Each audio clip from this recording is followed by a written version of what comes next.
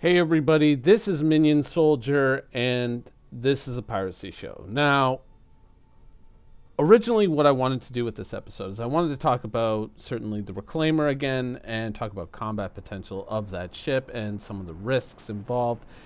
And I also got a special request from a patron to deal with, basically like a request for comment on the whole stolen ships and keeping stolen ships issue, which is, of course, because of Will Maiden's post on the forums and then, of course, on Reddit, people kind of going off about, wanting to basically steal a ship and keep a ship and go around stealing capital ships. Why can't I do that? Because, once you've stolen a ship, you log off, the ship disappears.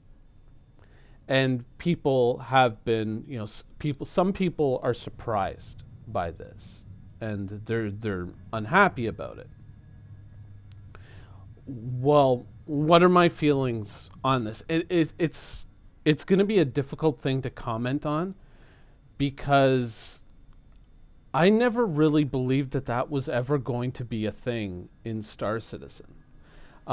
If you look at the setup of my fleet, and I mean, we've gone through so many pieces of my fleet, not all of it, but so many pieces. And gotta have a few surprises. When you look at the ships I own, the ships I talk about, the Reclaimer, the Caterpillar, an assortment of disposable cheap fighters, a couple of space bikes, that sort of thing. Why did I buy all these ships? Sorry, I have a bit of a dry, crackly voice. Why did I buy all these ships? Truthfully, when I bought the Reclaimer, was it because the Reclaimer looks cool as fuck? No. Well, yeah, that was just a bonus. But I bought the Reclaimer because it's a salvage ship. I bought the Caterpillar because it's a cargo ship. I didn't buy the Caterpillar because it's the cool pirate cargo ship. I mean, if I get a cool pirate skin with it, so much the better. But it's got all these doors, it's got tractor beams, it's got all the things that I need. I bought the Dragonflies with the Caterpillar because I was going to need scout vehicles. When I talk about the fighters that I have and putting NPCs in them to kind of guard my ships while I'm out there salvaging, air quotes, a wreck. I mean, I bought every specific thing to basically put all the facilities in place so that when I'm out pirating, I have everything I need to basically loot a ship, scrap a ship, and then disappear, all in one spot. Let me give you an outline of one of the ways that piracy can happen. Now, here you see me approaching Shubin in my Caterpillar, right? This is something that a lot of people do. This is one of the things that people do most often to make money, right? They go to Shubin, they buy minerals, or they go to the research lab, they go wherever, they buy all this stuff, they load it up on their ship, they fly it to Olisar, they sell it, bling, bling, bling. The money all comes raining down on them, and yay, we win, right? That's never going to be something that's permanent. Even when I show you guys, and I'm laughing when I warp out of the atmosphere and land pretty much right on top of Olisar, how convenient. We know that that's a bug, that's not something that's going to stay, that's not something that's going to be permanent in the game. I mean, we've known that for over a year. When they showed us that in the demo, and they said, by the way, this is not going to be a thing. This is just for the purpose of the demo. Just so happens that this bug persisted into the build and is probably going to be removed in 3.1 or a little bit later. I would bet on 3.1. But this cargo ship, for all intents and purposes, is going down to Shubin to pick up a load of cargo. Now, what it doesn't know is waiting at Shubin is an observer. The observer was dropped off nearby Shubin on a Dragonfly, and he has been sent in to basically scope out the base, watch and see who comes, who goes. By the way, CIG, small suggestion, if you're watching my videos, binoculars, please. Would be handy.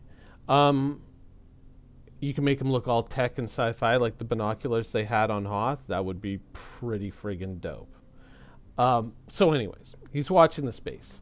Now, thanks to certain decisions that have been made regarding physicalized cargo and all of that, which, beautiful. I was just like, when I heard that, and I saw these people going like, oh, you know, I think this will be an inconvenience. Can't we just have it materialize in our hold? And everyone was like, no, it has to be like going into the cargo hold and you have to see it because of its immersion. And I was like, oh God, this is so perfect. This is so perfect. So, I mean, technically this observer could actually go and just, you know, hide behind a crate in the base. You can sit there and watch and see what they're going to be loading on their ship.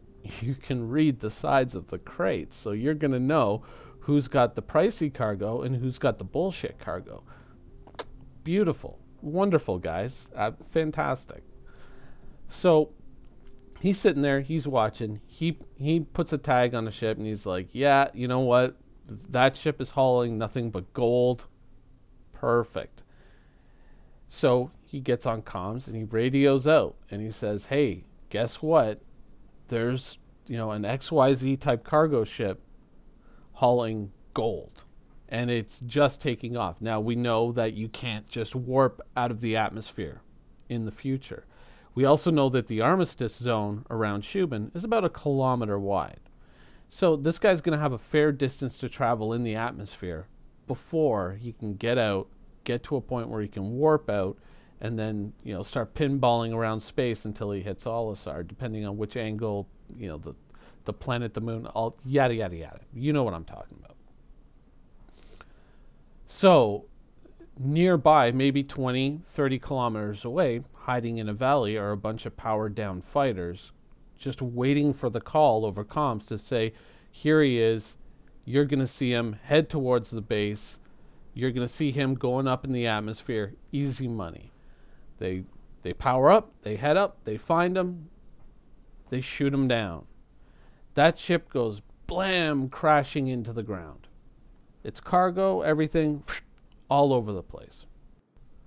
So the pilot wakes up wherever, or if it's an NPC cargo ship, you know, whatever NPCs do, claims it on insurance and says, oh my God, my ship got blown up, blah, blah, blah, blah, blah. But what happens is the pirates that shot down his ship, let's say, you know, Crusader security shows up and they go, oh, we'll get those pirates. The pirates book it. They take off. They're gone. Crusader security goes chasing after them. That ship has been claimed. It's now a wreck on the surface of the planet.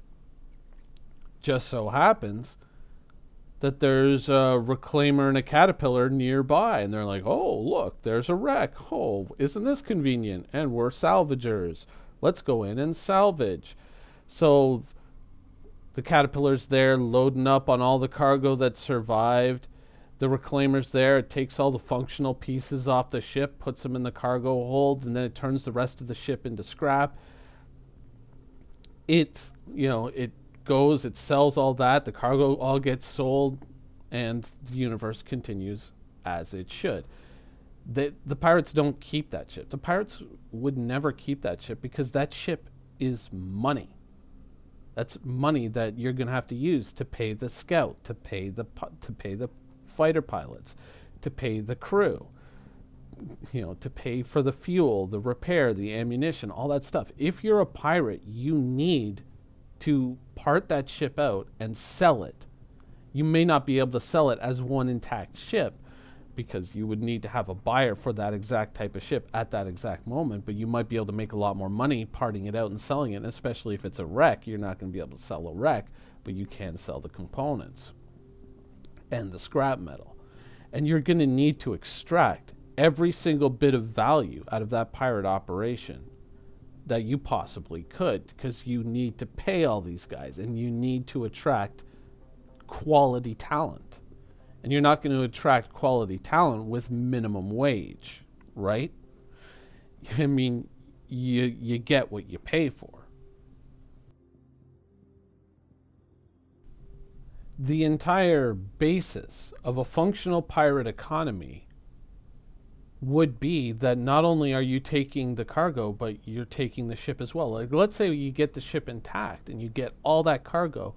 Well, then you get the ship as well, but you got to part it out and you got to scrap it and sell it. I mean, you can't fly around in a stolen ship. Sooner or later, those chickens are going to come home to roost. But if you part the ship out and you scrap it and you sell it, I mean, don't look at an Idris and say, oh, well, I'm going to steal an Idris and I'm going to fly around in an Idris.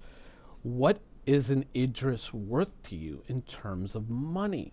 Like, what is an Idris worth if you part it out and then scrap it? You know, people go and they look at the javelin on the surface of Daymar. They check that out and they're like, ooh, wow, this is cool. But there's nothing there worth stealing. Are you kidding? There's probably like millions of tons of scrap metal there. And I bet you there's more than one reclaimer pilot who's memorized the location of that javelin is thinking, oh, man, soon as the salvage hits, I'm going to the javelin. I'm going to scrap that bastard. And I'm going to get fucking fat rich. If you're not scrapping and selling the ship as well, the pirate economy doesn't exist. It doesn't work because it would simply be easier to just run cargo and make money that way.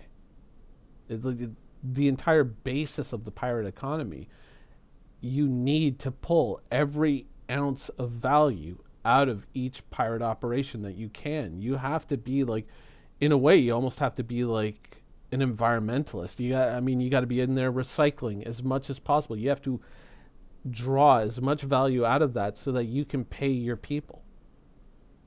You know, you have to pay the scout. You have to pay the pilots. You have to pay the people who are operating your sensors. You have to pay the herald that's going to jam the distress signal or hide any data or go out and hack and change your security ratings so that you don't get arrested later. Now, the argument can be made that, you know, some people are playing pirate just to play pirate. You know, they want to make that, you know, they want to make a little bit of money, but the juice for them is the action, is the shooting and the pew pew and the making things go bang. They don't really care too much about the money, but as a pirate, like as a leader of that operation, as the guy who's running that heist, you have to be able to attract the top talent. And so where are they going to go? They're going to go where they're going to get paid.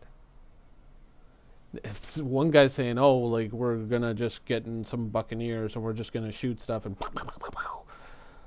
you know, maybe we'll make about, you know, 5,000 UEC or 10,000 UEC a piece. But, you know, and they're like, okay, well, you know, yeah, that sounds like fun. Let's go do that. But then if that minion soldier guy over here is saying, come with me, we already have a plan. We've already worked it all out.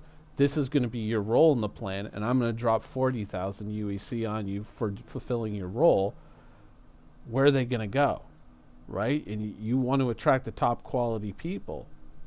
That's how you do it. You put top quality dollars on the table and say, hey, come play with us. I mean, that's kind of how it works. Is like, if you're running a heist, you have to extract all that dollar value. You can't say, hey guys, let's just go steal an Idris and then I'm going to keep it. Really? You're going to keep the Idris? I'm not going to get to keep the Idris? I play a role in this? Well, I'll give you some money. I'll give you 10,000 UEC. Right? I mean, you have to think about it logically. I mean, a lot of people, and this is something that I've warned against so many times. A lot of people have conjured up these kind of schemes where they're like, oh, this is how I'm going to use the insurance system to my advantage. I'm going to buy a ship and then I'm just going to have my friends steal it. And, you know, this is there are already many people discussing this. But, you know, obviously that's never going to work, because then the entire basis of the game's economy is broken. If one guy gets a Hull E and then just keeps letting his friends steal the Hull E, all of a sudden his entire org has got like 1,500 Hull E's. They're all rich as shit. and they don't have to worry about anything anymore. That would ruin the game, right? And so by extension, on a smaller scale, this is kind of that same thing. Of course, we were never going to get to keep the ships. We were always going to have to part them out and scrap them. Why do you, like, why? That's why I bought the Reclaimer. That's why I bought the Caterpillar. That's why I got the Dragonflies. That's why I got the cheap disposable fighters. That's why I have everything I have. The entire basis of that was that we were never going to keep the ship, because keeping the ship would break the economy, because there's too many ways to exploit that. It was like, I mean, I don't want to sound like a dick, but it was never going to happen. It never made any sense. It was never something that to be expected.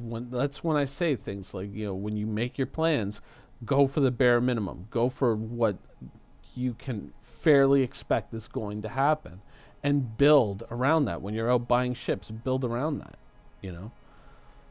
Don't buy a Prowler because it looks cool or whatever, because in the end, you buy a Prowler maybe for a situation like where I'm showing this guy scouting things out. A Prowler would be a good ship to kind of go in, drop a scout with some binoculars, and just say, watch this location for us, and you'll get paid. A Prowler is still a fine ship. You can still use it to stealth board another ship. Like the guy who made the post on Reddit about the Prowler, he can still go, and he can still, you know, I guess it's possible, he can still steal an Idris. He can still steal a Javelin.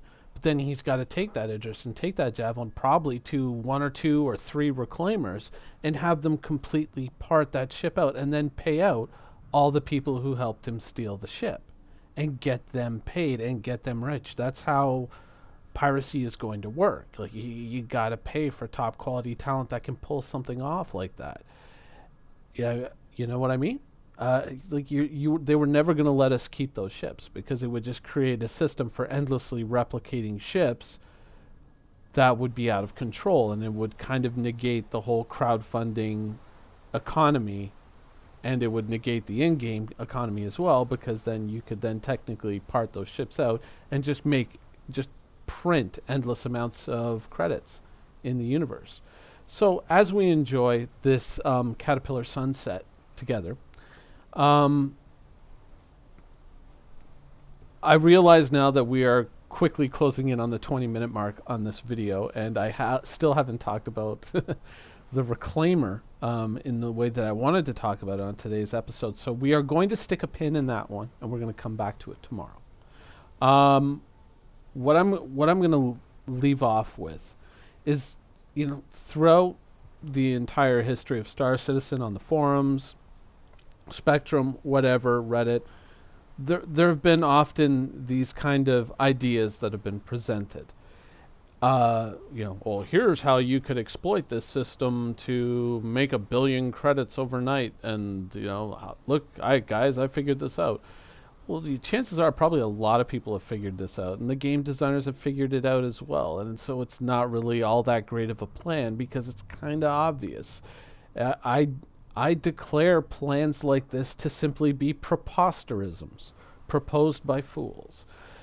Of course they were going to close that loophole. I mean, everyone knew that was going to happen. When you build your plans, when you buy your ships, when you go out and you say, these are the facilities that I want to have available to me so that I can organize the right groups of people to go out and do the right things and make money. Focus on basic sound operational concepts. Don't build around, you know, an idea that may or may not happen, like being able to steal and keep capital ships. I mean, that's kind of like, that's a big question mark idea. Don't buy a ship based on the question mark. Buy a ship based on the facts. Get in the game, play the game, explore the rules of the game, and then make your choice. Anyways, yeah, that's the show for today. I hope you guys enjoyed it, and thanks for watching. Man, those are